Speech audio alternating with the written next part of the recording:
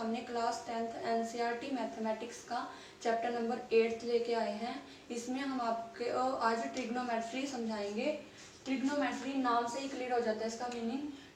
इसमें देखा हमें ट्राई, ट्राई मतलब 3, गोन, गोन मतलब साइड, मैट्री, मैट्री मतलब मेजरमेंट। 3 साइड का जो मेजरमेंट होता है उसे ही हम क्या बोलते हैं, ट्रिग्नोमेट्री। इसमें हम मीनिंग देखते हैं। ये होता है relation between side and angle of triangle. किसी भी ट्रायंगल की जो साइड्स होती है और जो एंगल होता है उनके बीच में जो भी रिलेशन होता है उसे ही बोला जाता है ट्रिग्नोमेट्री। इसमें एक ट्रायंगल के अकॉर्डिंग हम आपको इसको बताएंगे। जैसे हमारे पास ये ट्रायंगल है, इसमें इस एंगल का इस साइड के साथ क्या रिलेशन है, इस एंगल का इस साइड के साथ क्या रिलेशन है, इस एंगल का इस साइड के साथ क्या रिलेशन है। इस रिलेशन को ही बोला जाता है ट्रिग्नोमेट्री। तो अब हम इसमें ट्रिग्नोमेट्री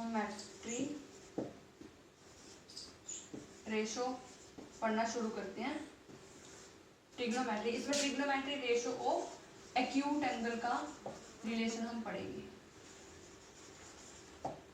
चलिए, इसमें हमारे पास सबसे पहले हमें 3 चीजें याद रखनी है, साइन, कोस और टैन।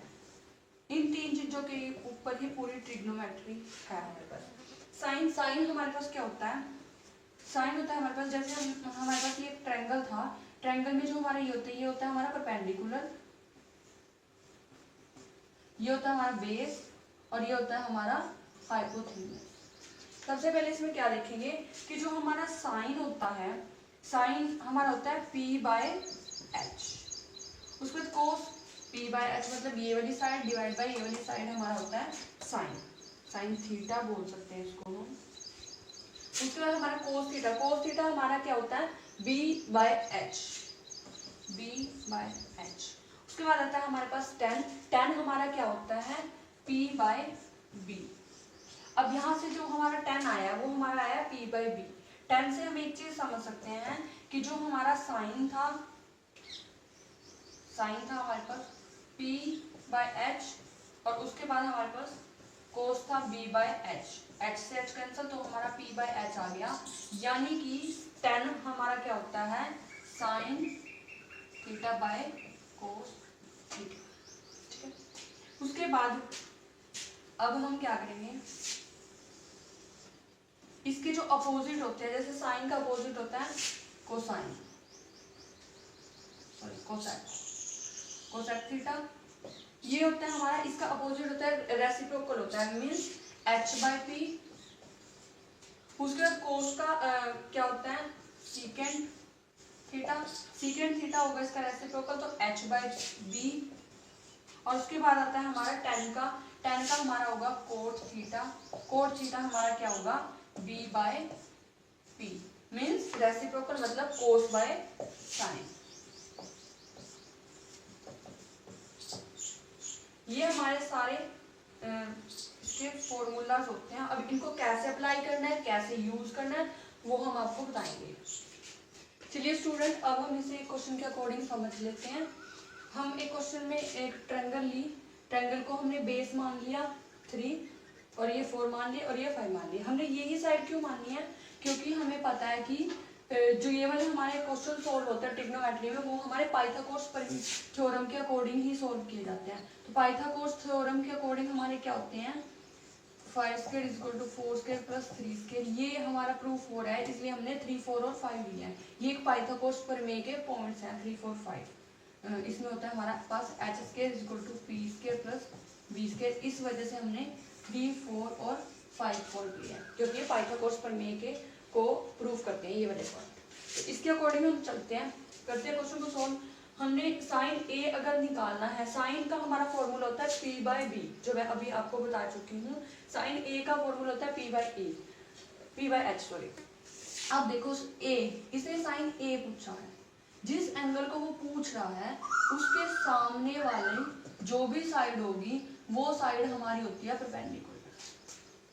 जिस एंगल को पूछा जा रहा है उसके सामने वाली जो साइड होगी वो होगी हमारी परपेंडिकुलर, और दूसरी साइड होगी हमारी बेस, और जो ये वाली साइड जो बच जाएगी वो हमारी होगी एच हाइपोथेनियस। उसके बाद हम इसको इसमें देखते हैं।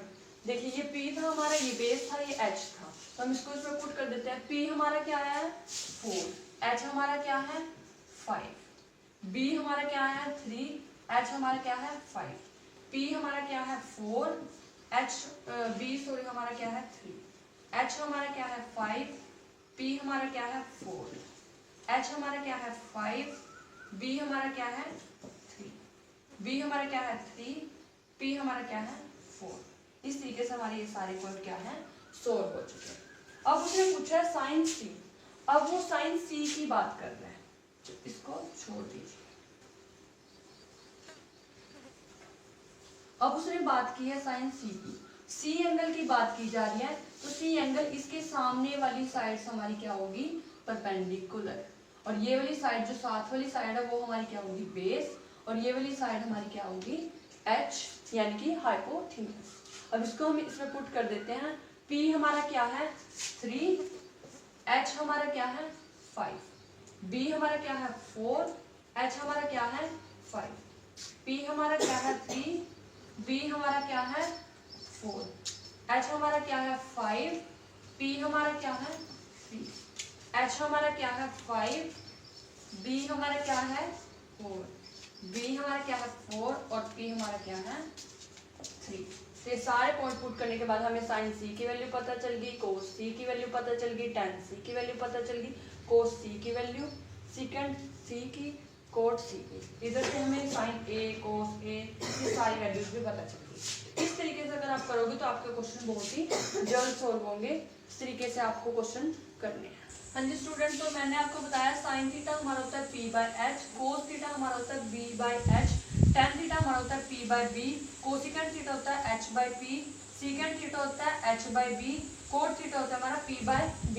तो इनको लर्न करने की एक शॉर्ट ट्रिक मैं आपको बताती हूँ, जिससे आप बिल्कुल इजीली इन सारे पॉइंट्स को लर्न कर सकते हो। हमारे पास एक ट्रिक है, पंडित बद्री प्रसाद हर हर बोले सोना चांदी तोले। इसको लर्न करेंगे हम। पंडित बद्री प्रसाद हर हर बोले सोना चांदी तोले।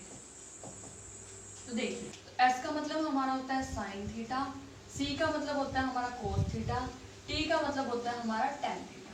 साइन थीटा हमारा क्या होगा, साइन थीटा हमारा क्या होगा P/H, P/H।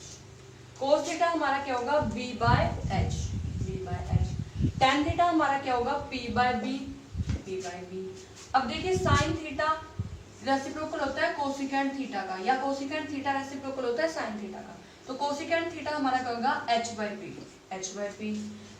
कोस का रेसिप्रोकल होता है सीकेंट थीटा, सीकेंट थीटा हमारा होगा H/B, H/B। टेन का रेसिप्रोकल होता है हमारा कोट थीटा, कोट थीटा होगा हमारा B/P, B/P। ठीक है, हमारे पास sine theta is equal to होता है cosecant theta, cosecant theta is equal to होता है 1/साइन थीटा। साइन थीटा और 1/कोसिकेंट थीटा दोनों का सेम मीनिंग होता है, वैसे ही इसका भी सेम मीनिंग होता है। वैसे हमारे पास होता है cos theta is equal to secant theta, और सीकेंट थीटा होता है हमारे पास 1/कोस थीटा। इसका और इसका सेम मीनिंग होता है, इसका और इसका भी सेम मीनिंग होता है।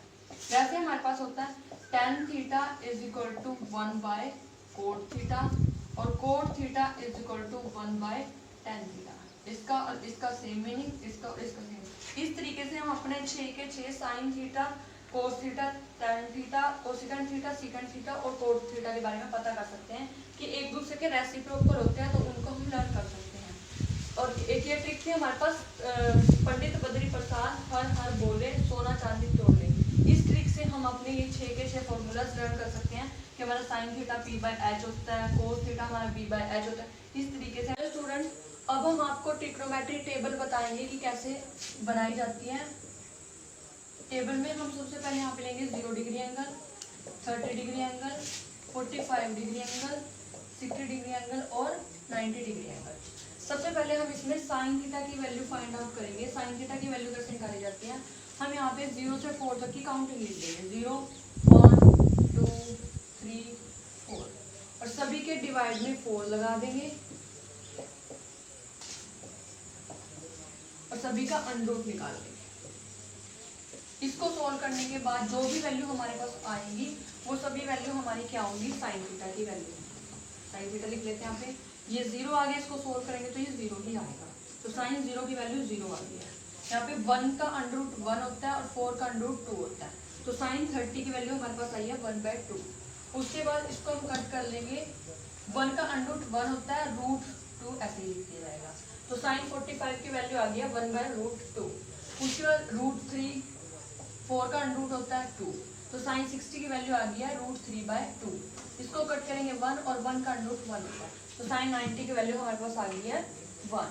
तो उसके बाद हम कोस थीटा निकालते हैं। कोस थीटा में हम क्या करेंगे, सिर्फ हमें साइन थीटा निकालने की जरूरत पड़ेगी, उसके बाद सारे हम इसी से सारी वैल्यूज निकाल सकते हैं। कोस थीटा की वैल्यू हम उधर से लिखना स्टार्ट कर देंगे, 1√3/2, 1/√2, 1/2 और 0, ये आ गई हमारी कोस की वैल्यू। उसके बाद आती है हमारी tan की वैल्यू। हम अभी थोड़ी देर पहले पढ़ चुके हैं कि sine theta by cos theta ही हमारा क्या होता है, tan थीटा। तो साइन बाय कोस कर लेंगे तो हमारा tan थीटा आ जाएगा। तो साइन बाय कोस 0/1 0। उसके बाद हमारा आता है 1/2 डिवाइड बाय √2/3, जैसे 1/2 डिवाइड बाय √3/2। तो इसका जो ये नीचे होगा ये ऊपर जाकर रेसिप्रोकल हो जाएगा, तो 1/2 × 2/√3, 2 से 2 कैंसिल, तो हमारी वैल्यू आ गई 1/√3। तो यहाँ यानी कि यहाँ पे हम लिखेंगे 1/√3, यहाँ पे लिख दिया जाएगा 1/√3। तो ऐसे ही यहाँ पे क्या आएगा, √2 से √2 कैंसिल, 1 बचा, यहाँ पे 2 से 2 कैंसिल, तो √3 ऊपर बचा, नीचे 1 बचा, और यहाँ पे 1/0, अगर डिवाइड में 0 आ जाए तो हमारा होता है इन्फिनिटी, नॉट डिफाइंड। उसके बाद हम निकालते हैं साइन का रेसिप्रोकल। हमने क्या पढ़ा था अभी, कोसिकेंट थीटा। कोसिकेंट थीटा तो हम इसका रेसिप्रोकल करेंगे, 0 हमारा 0 नहीं होता, 0/1 होता है, तो ये हमारा आ जाएगा 1/0, और 1/0 का मतलब होता है नॉट डिफाइंड, तो यहाँ पे क्या आ जाएगा, नॉट डिफाइंड। ऐसे ये 2/1 हो जाएगा, 2/1 1 लगाने की जरूरत नहीं है, √2/1 हो जाएगा, √2/1 लगाने की जरूरत नहीं है। वैसे 2/√3 हो जाएगा, और यहाँ पे 1/1। तो ये आ गई हमारी कोसिकेंट थीटा की वैल्यू। उसके बाद हम सीकेंट थीटा निकालते हैं। सीकेंट थीटा के लिए कोस का रेसिप्रोकल सीकेंट थीटा होता है, तो 1 का 1 ही आ जाएगा, क्योंकि 1/1 और 1/1 उसका रेसिप्रोकल भी वही होता है। ये रेसिप्रोकल 2/√3, √2/1 1 लगाने की जरूरत नहीं है, 2/1, और 0 का रेसिप्रोकल क्या होता है, इन्फिनिटी, क्योंकि 0/1 1/0 हो जाता है। उसके बाद आता है हमारा कोट थीटा। कोट थीटा हमारा अगर tan का रेसिप्रोकल, यानी कि cos theta by sine theta, या फिर 1/tan थीटा, ठीक है। तो 1/tan थीटा, 0 का रेसिप्रोकल इन्फिनिटी, √3/1, 1 का 1, 3 का यहाँ पे कुछ नहीं है, नीचे 1 होता है, और तो यहाँ पे आएगा 1/√3, और इन्फिनिटी का हमारा होता है 0, क्योंकि 0 से इन्फिनिटी बनाता है तो इन्फिनिटी से दोबारा 0 बनता है। इस तरीके से हम सारी वैल्यूज को फाइंड आउट कर सकते हैं। जैसे हमें मान लो कोसिकेंट 45 की वैल्यू देखनी है, तो कोसिकेंट 45 की वैल्यू ये हमारी आ जाएगी, कोसिकेंट 45 वैल्यू। मान लीजिए हमें कोस 30 की वैल्यू देखनी है, तो कोस 30 की वैल्यू हमारी आ जाएगी।